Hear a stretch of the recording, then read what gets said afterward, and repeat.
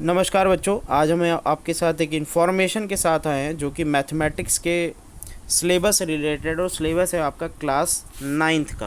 Class ninth के syllabus में कुछ चेंजेस आए हैं, वो हम आपको बताएंगे। और पेपर का जो पैटर्न है उसमें भी कुछ चेंजेस है, वो हम आपको यहाँ पर बताएंगे। ठीक है, सो आप देख सकते हैं the syllabus in the subject of mathematics has undergone changes from time to time in accordance with the growth of the subject and emerging the needs of the society. तो थोड़ा सा चेंज आया है, उसके बारे में आपको हम यहाँ पर डिस्कस करेंगे। अब देखिए, आगे मूव करते हैं। ये आपका जो पूरा इन्फॉर्मेशन है, ये पेज है इन्फॉर्मेशन का।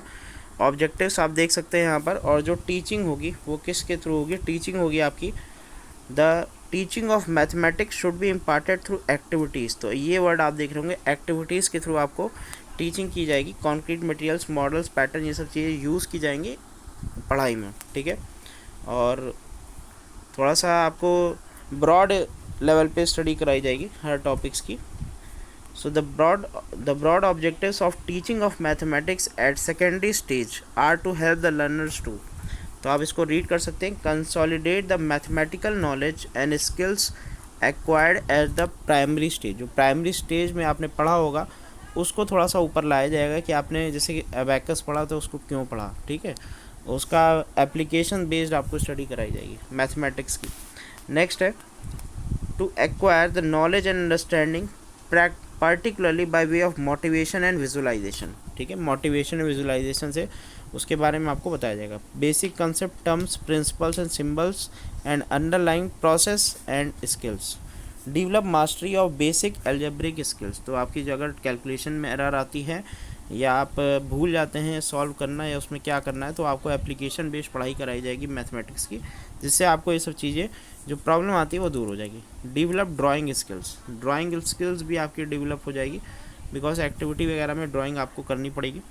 नेक्स्ट है feel the flow of reason while providing a result और सॉल्विंग प्रॉब्लम। तो आपको प्रॉब्लम सॉल्व करने में कोई दिक्कत नहीं होगी, क्योंकि आप प्रॉब्लम यहाँ पे समझ जाएंगे और उसको एनालाइज करेंगे तब आपको सॉल्व करनी होगी। ठीक है, apply the knowledge and skills acquired to solve problem wherever possible by more than one method. तो एक मेथड से ज़्यादा आपको पढ़ाया जाएगा, उससे आप किसी भी प्रॉब्लम को सॉल्व कर सकते हैं। नेक्स्ट है, ये ऑब्जेक्टिव्स हैं तो इसको आप रीड कर सकते हैं धीरे धीरे और आपको सारे ऑब्जेक्टिव्स यहाँ पे क्लियर हो जाएंगे।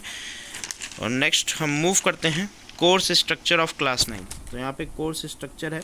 सबसे पहला है आपका नंबर सिस्टम। नंबर सिस्टम आएगा 10 मार्क्स का, मतलब इससे आपके क्वेश्चन बनेंगे एप्लीकेशन बेस्ड, सारे क्वेश्चन मिला के 10 मार्क्स का आएगा। एल्जेब्रा आप देख सकते हैं, एल्जेब्रा आएगा आपका 20 मार्क्स का।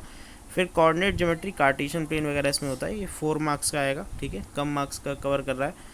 ज्योमेट्री में आपके ट्राइंगल्स होते हैं, कॉन्वेंसी ऑफ ट्राइंगल्स होती है, लाइन्स एंड एंगल्स होते हैं, तो 27 मार्क्स का आएगा। बहुत ही बड़ा टॉपिक है। मेंसुरेशन में एरिया एंड वॉल्यूम होते हैं सॉलिड्स के, तो ये 13 मार्क्स का आएगा, मेन फॉर्मूला बेस्ड है। स्टैटिस्टिक्स एंड प्रोबेबिलिटी, ये आपका 6 मार्क्स का आएगा, मीन मीडियन मोड वाला एक्सरसाइज में होती है। ठीक है, तो सबसे ज़्यादा फोकस आपको करना है ट्राइंगल्स में, यानी ज्योमेट्री वाले पार्ट में, और उसके बाद एल्जेब्रा वाले पार्ट में। ठीक है, और नंबर सिस्टम, तो आप कोऑर्डिनेट ज्योमेट्री आपका कम मार्क्स का है, और इधर आपका statics and probability come marks है, इसको आप कम टाइम दे सकते हैं, बाकी चैप्टर्स को आप ज़्यादा टाइम दे सकते हैं।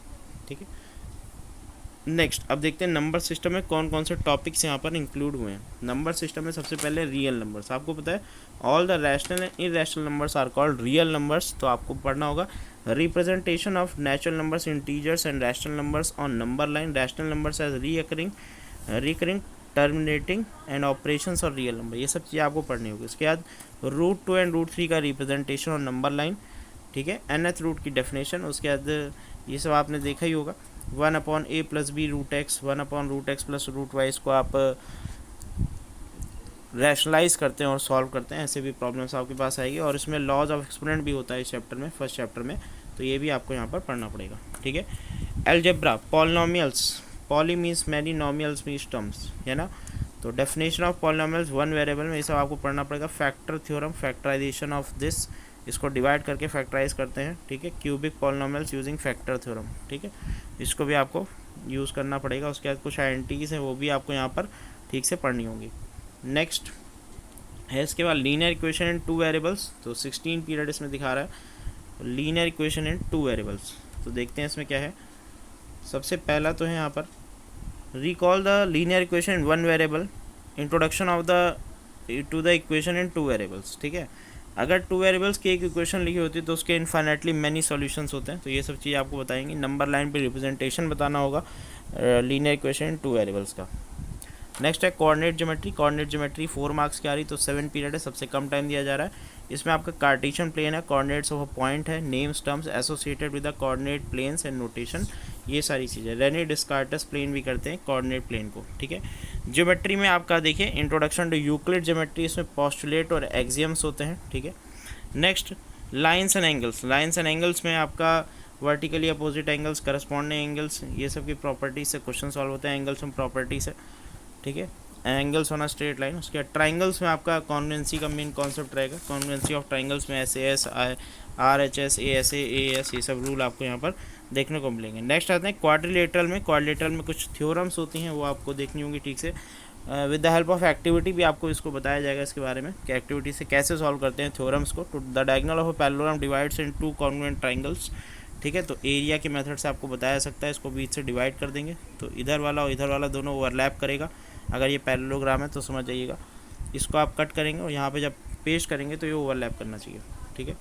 Next circles. सर्कल्स में भी कुछ थ्योरम्स हैं, वो आपको देखनी होंगी, ठीक है। मेंसुरेशन में areas and surface area volume. Areas में आपका आता है Heron's formula for finding the area of equilateral triangle, that is S into equilateral के आप किसी भी ट्राइंगल्स का एरिया निकाल सकते हैं हेरॉन्स फार्मूला से, विदाउट प्रूफ, यानी प्रूफ आपको नहीं देखना है, बस फार्मूला आपको ये ध्यान रखना है, S into S minus A, ठीक है। S होता है यहाँ पर सेमी पेरीमीटर, ABC होती है साइड्स, S माइनस B और S माइनस C। इस फॉर्मूले से आप किसी भी ट्राइंगल का एरिया निकाल सकते हैं, चाहे वो इक्विलेटरल हो, चाहे वो आइसोसेलेस हो, चाहे वो स्केलिन ट्राइंगल। नेक्स्ट आते हैं सरफेस एरिया एंड वॉल्यूम में। Surface area and volume of spheres including hemisphere, right circular cone. Hemisphere क्या होता है, स्फीयर का जस्ट हाफ होता है, एंड राइट सर्कुलर कोन आपको पता ही है, जो आइसक्रीम कोन होता है उसको बोलते हैं right circular cone. Next move करते हैं स्टैटिक्स एंड प्रोबेबिलिटी। ये आप देख रहे थे 7 मार्क्स की शायद आ रही है, नहीं तो देख लीजिएगा कितने मार्क्स की आ रही है। 7 मार्क्स की हमने देखा था।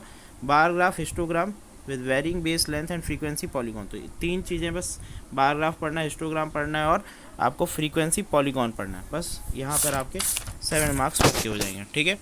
अब देखते हैं डिज़ाइन ऑफ क्वेश्चन पेपर। यहाँ पर टोपोलॉजी ऑफ क्वेश्चन भी कुछ दी गई हैं, तो आपको देखना होगा। यहाँ पर design of question paper 3 hours का होगा और मैक्सिमम मार्क्स 80 होंगे। Remembering exhibit memory of previously learn material by recalling fact terms basic concept and answer. तो ये टोपोलॉजी ऑफ क्वेश्चन होगी। उसके बाद अंडरस्टैंडिंग बेस्ड क्वेश्चन होंगे। Demonstrate understanding of facts and ideas by organising, comparing, translating, interpreting, giving description and stating main ideas. तो यहाँ पे total 43 marks ऐसे क्वेश्चन पूछे जाएंगे आपसे और 54% अप्रॉक्स में वेटेज आएगा। नेक्स्ट है अप्लाइंग टेक्निक्स वाले भी क्वेश्चन आपसे पूछे जाएंगे। आपको न्यू सिचुएशन दी जाएगी, उसमें टेक्निक अप्लाई करके आंसर निकालना होगा। तो 19 मार्क्स के ऐसे क्वेश्चन आपसे पूछे जाएंगे। क्वेश्चन जो होंगे वो टॉपिक से होंगे, टॉपिक ऊपर हमने डिस्कस करें, ठीक है।